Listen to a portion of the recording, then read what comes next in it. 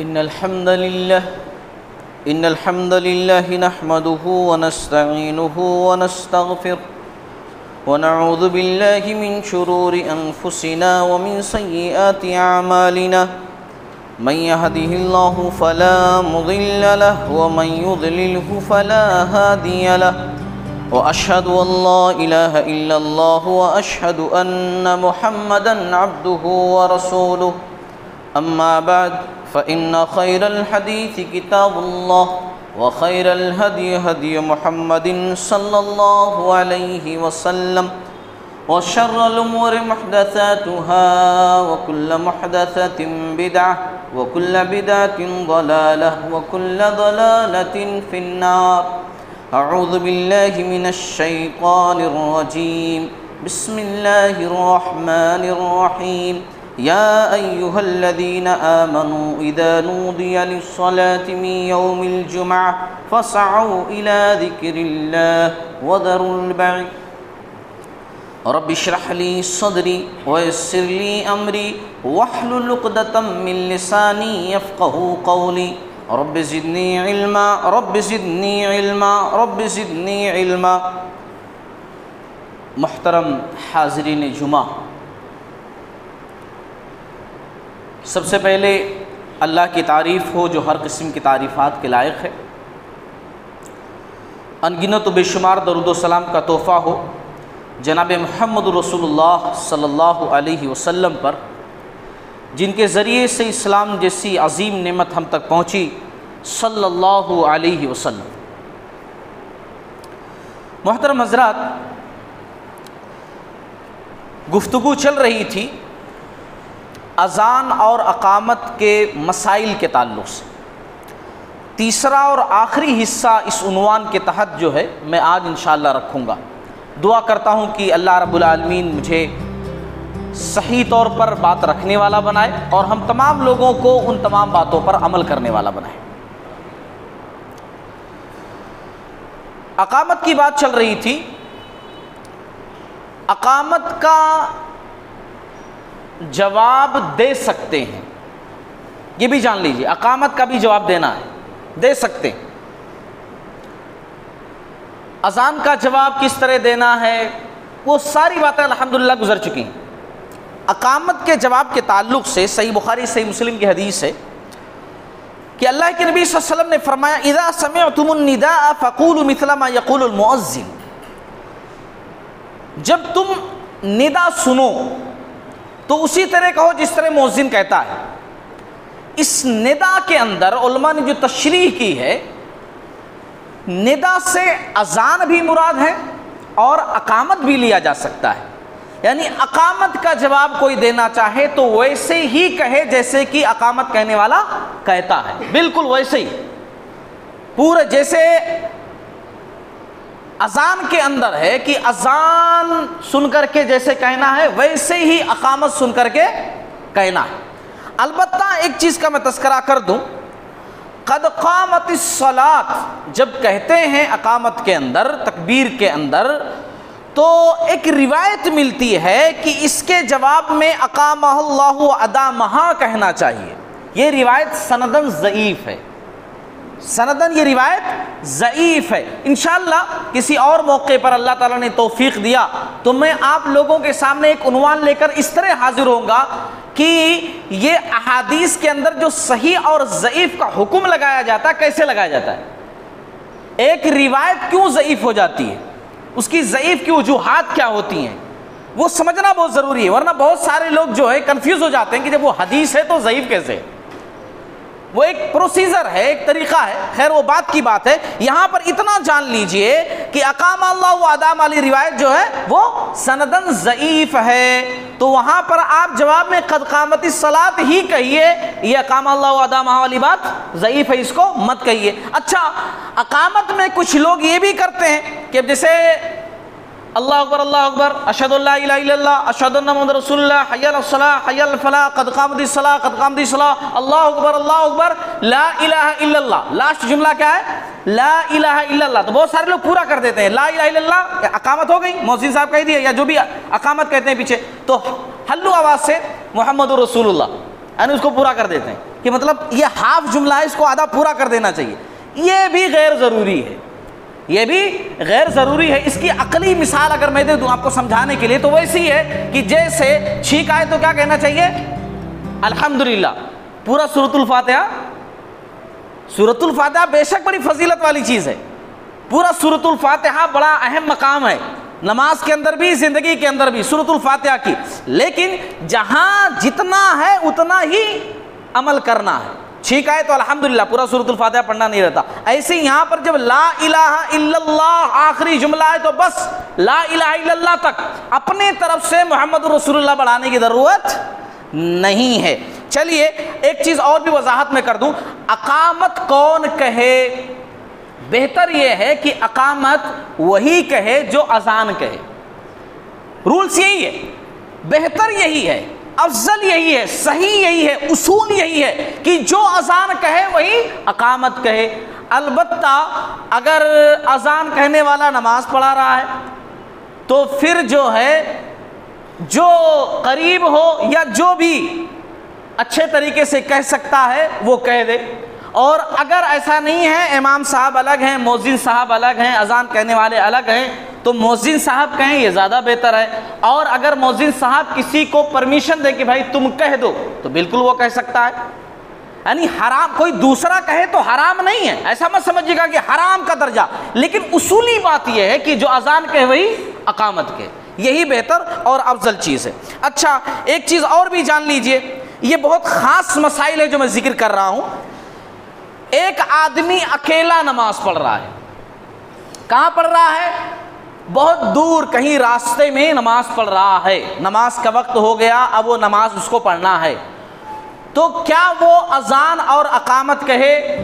ہاں کہے، اذان بھی دے اور اپنی نماز چاہے وہ اکیلا ہی کیوں نہ ہو، اذان کہے اور پھر اس کے بعد اقامت کہہ کر کے نماز پڑھے۔ کب؟ جبکہ کوئی اذان کی آواز وہاں تک نہ آتی ہو، آدمی راستے میں ہے، کوئی مسجد نہیں ہے، اس کو باہر ہی نماز پڑھنی ہے تو اذان کہہ دے زور سے اور پھر اس کے بعد اقامت کہہ کر کے اپنی نماز ادا کر لے۔ اللہ کے نبی صلی اللہ علیہ وسلم کی حدیث سناتا ہوں، ابو داؤد کی حدیث ہے 1062 حدیث نمبر ہے۔ اللہ کے نبی صلی اللہ علیہ وسلم نے فرمایا، تمہارا رب ایسے چرواہے سے خوش ہوتا ہے جو پہاڑ کی چوٹی پر اپنا ریوڑ چراتا ہے اور نماز کے لیے اذان کہتا ہے اور نماز ادا کرتا ہے، تو اللہ تعالیٰ فرماتے ہیں کہ میرے اس بندے کی طرف دیکھو جو مجھ سے ڈرتے ہوئے نماز کے لیے اذان اور اقامت کہتا ہے، بس میں نے اپنے بندے کو معاف کر دیا اور اسے جنت میں داخل کر دیا۔ کون سے چرواہے کے لیے؟ اس چرواہے کے لیے۔ اب حدیث کے اندر مثال اصل میں حالات کے اعتبار سے دی جاتی ہے، اس وقت رسول اللہ صلی اللہ علیہ وسلم کے دور میں یہی سب ماحول تھا، تو مثالوں کے اندر بھی یہی باتیں ملتی ہیں کہ ایک چرواہا ہے، بکریاں چروانے والا، وہ بالکل الگ ہے، اب چھوڑ کر کے مسجد نہیں آ سکتا ہے، بستی سے بہت دور ہے، صحرا کے اندر ہے، اب اگر آئے گا تو بکریاں کون اس کے دیکھے گا، وہاں اکیلا، مجبوری کی حالت ہے، تو وہیں پر وہ اذان کہے اور اقامت کر کے نماز کی ادائیگی کر لے۔ اچھا اب ایک چیز اور بھی ہے، کوئی آدمی تنہا نماز پڑھ رہا ہے، تنہا نماز پڑھ رہا ہے، تو کیا وہ اذان کہے؟ گھر کے اندر جیسے نماز پڑھ رہا ہے تنہا، تو کیا اب وہ اذان کہے اور اقامت کہے؟ دیکھو اذان کی آواز جب اس کے گھر تک پہنچ جاتی ہے، اور الحمدللہ آج کل ایسا ہے کہ جگہ جگہ محلے محلے مسجدیں ہیں، مائک کا سسٹم ہے، اذان کی آواز پہنچ جاتی ہے، اگر وہ اس کی نماز چھوٹ گئی، ویسے تو مرد کے لیے ضروری ہے کہ مسجد میں آ کر کے نماز پڑھیں، گھر پر نماز کسی وجہ سے پڑھ رہا ہے تو صرف اقامت کہے، اقامت کہہ کر کے نماز ادا کر لے۔ اور اسی طریقے سے آفس وغیرہ ہے، آفس اگر اتنی دور ہے کہ کوئی مسجد اس سے نہیں لگتی، دور دور تک مسجد نہیں ہے، تو آفس کے اندر اگر ممکن ہو تو اذان بھی کہیں اور اقامت کہہ کر کے نماز قائم کریں۔ لیکن ایک بات جان لیجئے کہ یہ جو سارے مسائل میں ذکر کر رہا ہوں کہ اذان کہہ کر کے نماز ادا کریں، اقامت کہیں نماز ادا کریں، انفرادی آدمی ہے، ایک ہی آدمی ہے، گھر کے اندر نماز پڑھ رہا ہے، صحرا میں نماز پڑھ رہا ہے، تو ایسا نہیں ہے کہ ضروری ہے، ضروری لفظ کس کو بولتے ہیں؟ اس کے بغیر وہ چیز ہوگی نہیں، جس سے نماز کے لیے سورۃ الفاتحہ ضروری ہے، اگر سورۃ الفاتحہ نہیں پڑھے تو نماز نہیں ہوگی۔ لیکن میں یہ سمجھانا چاہ رہا ہوں ضروری اور غیر ضروری کہنا چاہیے، کہنا ہے، لیکن کوئی شخص اگر نہیں کہہ رہا ہے تو اس کا مطلب یہ ہے کہ تم نے تو اقامت ہی نہیں کہی، جس کی وجہ سے تم جو نماز پڑھے گھر کے اندر تم نے اقامت نہیں کہی، تمہاری نماز ہی نہیں ہوتی، ایسا نہیں کہہ سکتے۔ ہے نا, اقامت کہہ کر کے نماز پڑھنی چاہیے. اسی طریقے سے ایک خاص مسئلہ اور بھی ذکر کر دوں, وقت بڑی تیزی سے گزر رہا ہے, مختصر طور پر سمجھانا رہتا ہے. بچے کے کان میں اذان اور اقامت کا مسئلہ کیا ہے؟ یہ بہت حساس مسئلہ, اس کو غور سے سنیے گا. بہت سارے لوگوں کو بات جلدی ہضم نہیں ہوگی, مگر دل کشادہ رکھ کر کے سنیے, ہے نا. دل کو پہلے جو گندگی اس کو باہر نکال دیجیے, جو صحیح چیز ہے اس کو ایکسیپٹ کیجیے, ہے نا. دیکھیے, اس تعلق سے 3 احادیث ملتی ہیں, 3 روایتیں ملتی ہیں, 3 روایتیں. وہ تینوں روایتیں ایک ایک کر کے میں ذکر کر رہا ہوں. غور سے سنیے اس مسئلے کو کہ بچے کے جو نومولود بچے پیدا ہوتے ہیں نا, ان کے ایک کان میں اذان اور ایک کان میں اقامت کہنی چاہیے. بات بڑی مشہور ہے اور بہت سارے لوگ کرتے ہیں, بلکہ میں بتا دوں, ہمارے والد صاحب کے ذریعے سے مجھے بھی پتا چلا کہ میرے بھی کان میں اذان اور اقامت کہی گئی ہے. یہ پہلے کیا تھا کہ علم حاصل کرنا, احادیث کی تحقیق کرنا مشکل تھا. احادیث اتنے آسانی سے نہیں مل جاتی تھی. آج تو الحمدللہ احادیث کی کتابیں جگہ جگہ رکھی ہوئی ہیں, ہماری مسجد کے اندر رکھی ہوئی ہیں. آپ کو کس ٹاپک پر کون سی حدیث چاہیے مل جائے گی. حالات پہلے ایسے تھے کہ احادیث, پہلے کے دور میں لوگ دور دور جاتے تھے, سفر کرتے تھے, فلاں صاحب کے پاس اس ٹاپک پر کوئی حدیث ہے. یا احادیث کی کتابیں اگر موجود بھی ہوتی تھیں تو اس میں صحیح اور غلط کی تمیز نہیں ہوتی تھی, بہت مشکل ہوتا تھا علم حاصل کرنا. اور اب تو ماشاءاللہ بہت آسان ہے, پھر بھی ہم لوگ علم دین سے بڑا دور بھاگتے ہیں, بڑا آسان ہے. بہرحال خلاصے کلام یہ تینوں حدیث ذکر میں کر رہا ہوں. پہلی حدیث جس کے راوی حسین بن علی رضی اللہ تعالیٰ عنہ کہتے ہیں کہ اللہ کے نبی صلی اللہ علیہ وسلم نے فرمایا, جس کے یہاں بچہ پیدا ہو اور وہ اس کے دائیں کان میں اذان اور بائیں کان میں اقامت کہے تو بچوں کی بیماری اس سے نہ لگے گی. الصبیان, جس میں بچے کمزور ہوتے جاتے ہیں, بڑے دبلے ہوتے جا رہے ہیں, وہ بیماری اس کو نہیں لگے گی. یہ روایت کی سند میں یحییٰ کذاب اور مروان بن سالم متروک راوی. محدثین نے ان کی روایتوں کو ایکسیپٹ نہیں کیا ہے, کہ مطلب ان کی روایتیں صحیح نہیں ہوتی, عمل نہیں کر سکتے ان کی باتوں پر. کذاب مطلب جھوٹا. یہ روایت موضوع ہے. موضوع کا مطلب ہوتا ہے اصول حدیث میں, حدیث کے رولز میں, موضوع کا مطلب بنائی ہوئی حدیث, یعنی خود سے بنا لی اور رسول اللہ صلی اللہ علیہ وسلم کی طرف منسوب کر دی. کسی ایک صحابی کا لیبل لگا دیا کہ انہوں کہتے ہیں کہ محمد صلی اللہ علیہ وسلم نے فرمایا اور ایسا ایسا ایسا, یعنی خود سے بنا لیا, کھڑ لیا, اس کو بولتے ہیں موضوع. تو یہ روایت کیا ہے؟ موضوع ہے. اچھا, اس روایت کے سپورٹ میں بہت ساری 2 روایتیں اور بھی لاتے ہیں کہ بھائی ٹھیک ہے یہ روایت صحیح نہیں ہے, لیکن اس کے سپورٹ میں 2 روایتیں اور بھی ہیں, تو ان کے سپورٹ سے جو ہے روایت یہ صحیح ہو جاتی ہے. گرچہ یہ روایت موضوع ہے لیکن 2 روایتیں اور بھی ملتی ہیں نا, تو ان کے سپورٹ سے اس پر عمل کر سکتے ہیں. چلیے سپورٹ والی روایت بھی دیکھ لیتے ہیں. دوسری روایت ہے جس کے راوی جو ہے ابو رافع رضی اللہ تعالیٰ عنہ ہے. حسین رضی اللہ تعالیٰ عنہ کی پیدائش پر آپ صلی اللہ علیہ وسلم نے ان کے کان میں نماز کے لیے کہی جانے والی اذان کی طرح اذان کہی. ایسی بات ہے. یہ روایت بھی صحیح نہیں ہے. اس روایت کے اندر عاصم بن عبید اللہ یہ جو ہے حافظے کی خرابی کی وجہ سے ضعیف ہیں. ان کی روایت نو ایکسیپٹیڈ, کیونکہ ان کی دماغی حالت صحیح نہیں تھی, اور جس شخص کی دماغی حالت صحیح نہ ہو اس کی باتوں کو ایکسیپٹ نہیں کیا جاتا. یہ دین اسلام ہے. ہر کوئی آ کر ایسا بول دے کہ محمد صلی اللہ علیہ وسلم نے ایسا کہا ہے, محمد صلی اللہ علیہ وسلم نے ایسا کیا ہے, اگر لیا جائے تب تو پورا گڑبڑ ہو جائے گا, پھر تو دین سطرول پورا ہو جائے گا. تو اسی لیے ان کی دماغی حالت صحیح نہیں تھی. حافظ ابن حجر رحمۃ اللہ علیہ نے تقریب التہذیب کے اندر ان کو ضعیف قرار دیا ہے, جس کی وجہ سے روایت ضعیف ہے. چلیے سپورٹ والی ایک جو روایت تھی وہ بھی گئی. تیسری حدیث دیکھیے, عبداللہ بن عباس رضی اللہ تعالیٰ عنہ کی روایت. اس کو جو ہے سپورٹ میں بڑی روایت مانتے ہیں. جو بھی علماء یا جو بھی لوگ بولے ہیں کہ کہنا چاہیے, وہ لوگ عبداللہ بن عباس رضی اللہ تعالیٰ عنہ کی اسی روایت کو بطور سپورٹ شاہد کے طور پر استعمال کرتے ہیں. یہی بہت بڑی دلیل ہے. کیا ہے؟ حسن بن علی رضی اللہ تعالیٰ عنہ کے کان میں آپ صلی اللہ علیہ وسلم نے اذان اور اقامت کہی. ایک کان میں اذان اور ایک کان میں اقامت کہی, لیکن یہ روایت بھی موضوع ہے. محمد بن یونس القدیمی یہ مشہور کذاب راوی اس سند کے اندر موجود ہے, بہت بڑا جھوٹا راوی موجود ہے. محدثین نے ان کی روایتوں کو بھی عمل کرنے سے روکا ہے کہ ان کی روایتیں بھی نو ایکسیپٹیڈ. معلوم کیا ہوا، 3 روایتیں جو ملتی ہیں تینوں جو ہے مضبوط سند سے نہیں ہیں، تینوں روایتیں صحیح نہیں ہیں۔ بعض لوگوں نے میں نام بھی لے سکتا ہوں لیکن صرف بعض ہی کہہ رہا ہوں، بڑے بڑے علماء بھی ہیں، عبداللہ بن عباس رضی اللہ تعالیٰ عنہ کی اسی روایت کو لے کر کہتے ہیں کہ اقامت کے تعلق سے تو پوری روایتیں ضعیف ہیں لیکن اذان کہہ سکتے ہیں، اور ان کی دلیل کیا ہے؟ ایک تو یہ ایک موضوع روایت، دوسری وہ یہ کہتے ہیں کہ بھائی اتنے دنوں سے ہوتا چلا آیا ہے نا، تو جب لوگ اتنے دنوں سے کر رہے ہیں تو اس کا مطلب ہے کہ کر سکتے ہیں، لیکن یہ بھی کوئی مضبوط دلیل نہیں ہے۔ اگر غلط پر لگاتار عمل کیا جائے تو غلط صحیح نہیں ہو جائے گا، اگر اسی اصول کو مان لیتا تو بہت ساری چیزیں صحیح ہو جائیں گی۔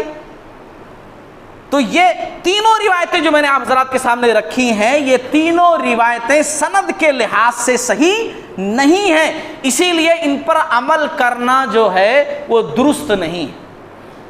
ایک مسلمان کا بچہ جب مسلمان گھر میں پیدا ہوتا ہے تو آپ صلی اللہ علیہ وسلم نے کہا ہے دعا کرو، اور اس کے علاوہ آپ صلی اللہ علیہ وسلم نے کہا کسی صالح آدمی کو بلا کر کے، ہے نا۔ اب رسول اللہ صلی اللہ علیہ وسلم کے دور میں آپ صلی اللہ علیہ وسلم کو لوگ بلاتے تھے، اور آپ صلی اللہ علیہ وسلم کھجور وغیرہ چبا کر کے جو ہے اس کا لکوڈ باریک حصہ ہے نا چاشنی کی طرح وہ تھوڑا سا بچے کو کھلاتے تھے۔ اب آج کل کے بزرگوں کو بلایا جائے تو وہ بھی بیڑی سگریٹ گٹکا، کس کو بلایا جائے؟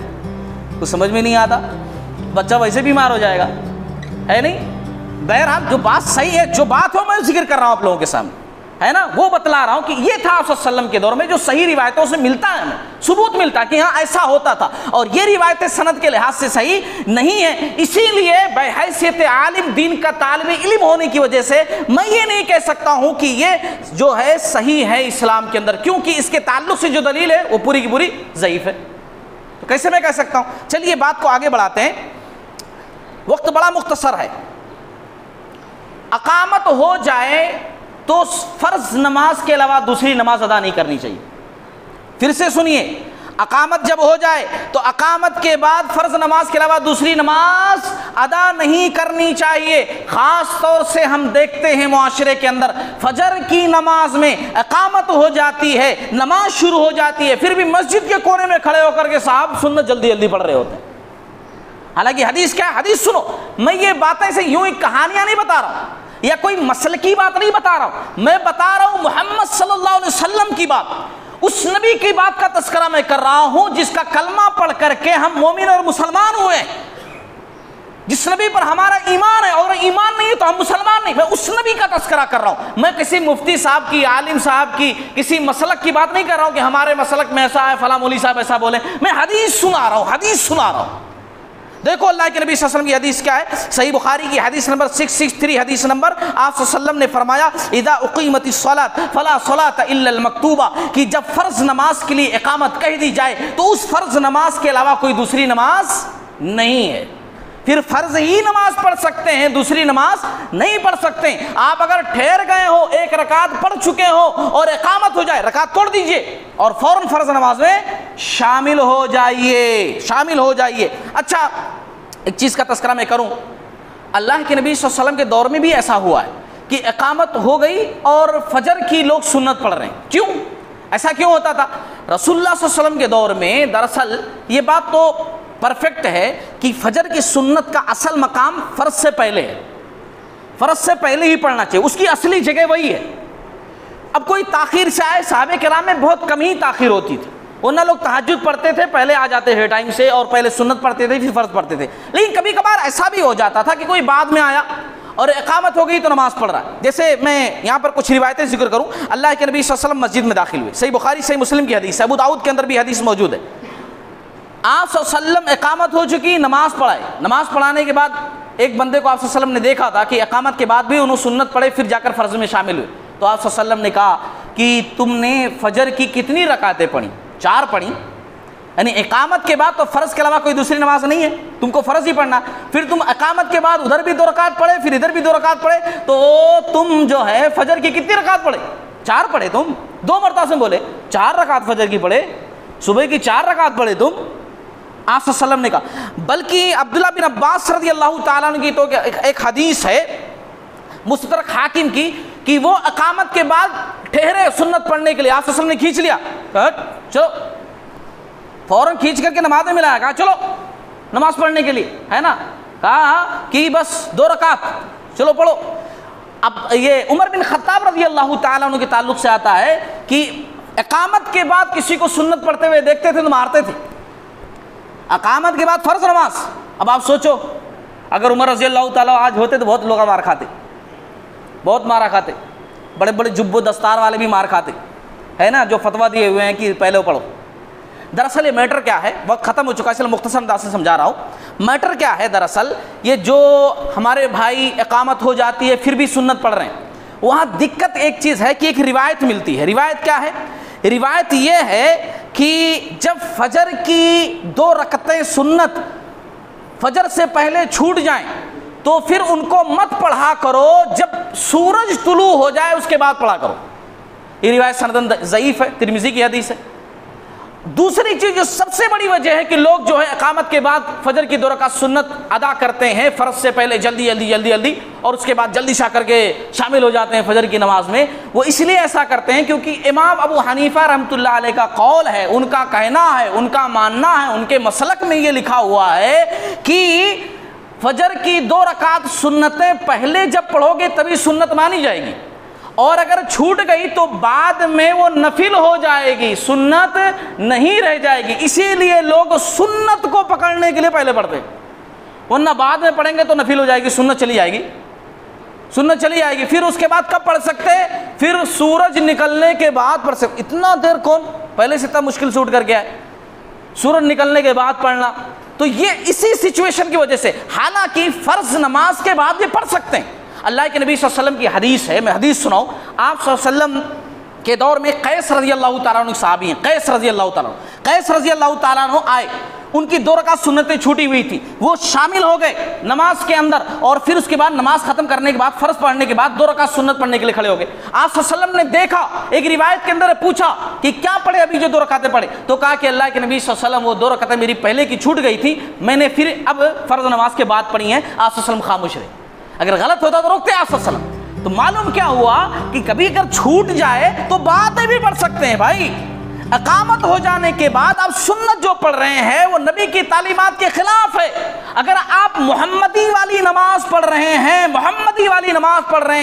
تو اقامت ہو جانے کے بعد سوائے فرض نماز کے دوسری نماز مت پڑھیے۔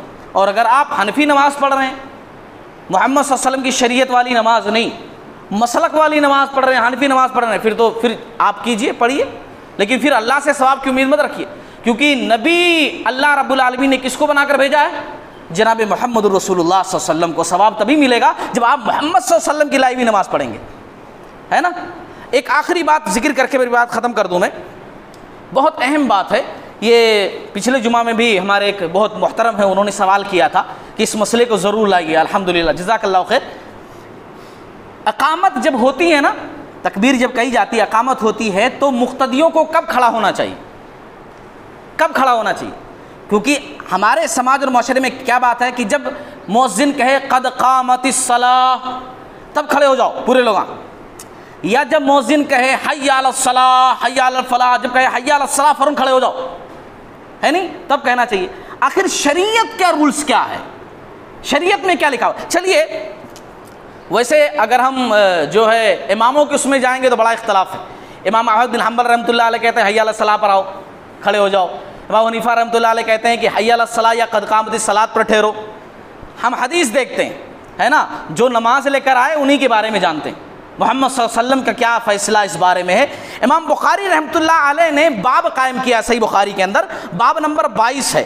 کیا باب قائم کیا؟ متی یقوم الناس اذا راؤوا الامام عند الاقامہ، باب نماز کی تکبیر کے وقت جب لوگ امام کو دیکھیں تو کس وقت کھڑے ہوں۔ امام کو دیکھ کر کے اقامت ہو چکی ہو تو لوگ کس وقت کھڑے ہوں، یہ باب قائم کیا ہے امام بخاری رحمۃ اللہ علیہ نے۔ اور اسی طریقے سے امام ابو داؤد رحمۃ اللہ علیہ نے بھی باب قائم کیا ہے، باب فی الصلاۃ تقام ولم یأت الامام ينتظرونہ قعودا، اقامت کے بعد امام نہ پہنچا ہو تو مقتدی بیٹھ کر انتظار کریں، یہ باب قائم کیا ہے۔ اور دونوں نے جو ہے باب قائم کرنے کے بعد حدیث ایک ہی ذکر کی ہے، حدیث جو ذکر کی ہے وہ حدیث سنا رہا ہوں۔ صحیح بخاری کے اندر حدیث کیا ہے؟ 637 حدیث نمبر ہے. حدیث کیا ہے؟ اذا اقیمت الصلاۃ فلا تقوموا حتی ترونی. آپ صلی اللہ علیہ وسلم نے فرمایا کہ جب اقامت ہو مت ٹھہرا کرو، فلا تقوموا اس وقت تک مت ٹھہرا کرو، حتی ترونی جب تک کہ مجھے دیکھ نہ لو. مسئلہ کیا معلوم ہوا کہ حی علی الصلاۃ یا قد قامت الصلاۃ سے اس کا ریلیشن نہیں ہے. یہ بات وہاں سے نہیں جڑی ہے. آپ صلی اللہ علیہ وسلم کو نماز کی اطلاع دی جاتی تھی کہ اب ہو گیا ٹائم آئیے، اس کے بعد اقامت کہہ دیتے تھے. اکثر ایسا ہوتا تھا، اقامت کہہ دیتے تھے، آپ صلی اللہ علیہ وسلم نکلے فوراً اقامت کہتے تھے، ہے نا. اور امام ابو داؤد رحمۃ اللہ نے جس طرح حدیث قائم کیا، اقامت ہو چکی ہو، انتظار کرنا ہو بیٹھ کر انتظار کرو. آج کل نماز تو ہم پڑھتے ہیں مگر نماز کے اصول نہیں جانتے.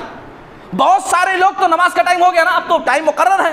پہلے ٹائم ایسا مقرر نہیں ہوتا تھا، ہے نا، ایگزیکٹ بالکل منٹ سیکنڈ اس طریقے سے نہیں ہوتا تھا، گھڑی نہیں ہوتی تھی. اب ہے وہ جیسے ٹائم ہوتا نا کھڑے ہو کر پریشر بنا رہے ہوتے ہیں امام صاحب پر کہ جلدی آؤ، کیا کر رہے ہو، نماز کا ٹائم ہو گیا، پورے ٹھہر جاتے ایک ساتھ، تاکہ وہ کھڑے ہونے سے امام پر پریشر بن جائے گا نا. امام صاحب کو بھی چاہیے وقتی پابندی کریں، بے شک یہ بات بالکل صحیح ہے، لیکن اس طریقے کا عمل بھی مقتدیوں کو نہیں کرنا چاہیے کہ پریشر کھڑے ہو کر کے بنائیں. کبھی اگر تاخیر ہو جائے تو بیٹھ کر کے انتظار کر سکتے ہیں، بیٹھ کر انتظار کر سکتے ہیں. اذان اس لیے دی جاتی ہے نماز کا وقت ہو چکا ہے. اقامت اس لیے کہی جاتی ہے کہ جماعت اب شروع ہونے والی ہے، اب ریڈی ہو جاؤ بالکل. ٹھیک ہے. اللہ تعالیٰ ہم تمام لوگوں کو ان تمام باتوں کا سمجھنے والا بنائے. باری تعالیٰ ہمیں توفیق دے کہ ہم نماز کے احکام و مسائل کو سیکھیں، سمجھیں، علم دین کو حاصل کریں. ہمارا ہر عمل کتاب و سنت کے مطابق ہو، ہمارا ہر عمل رسول اللہ صلی اللہ علیہ وسلم کی لائی ہوئی شریعت کے مطابق ہو، ہمارا ہر عمل قرآن کے مطابق ہو، ہمارا ہر عمل رسول اللہ صلی اللہ علیہ وسلم کے اسوہ اور طریقے کے مطابق ہو، تاکہ پورا ثواب ہم جو ہے اللہ رب العالمین سے انشاءاللہ حاصل کر سکیں. جزاک اللہ خیر. وآخر دعوانا الحمدللہ رب العالمین.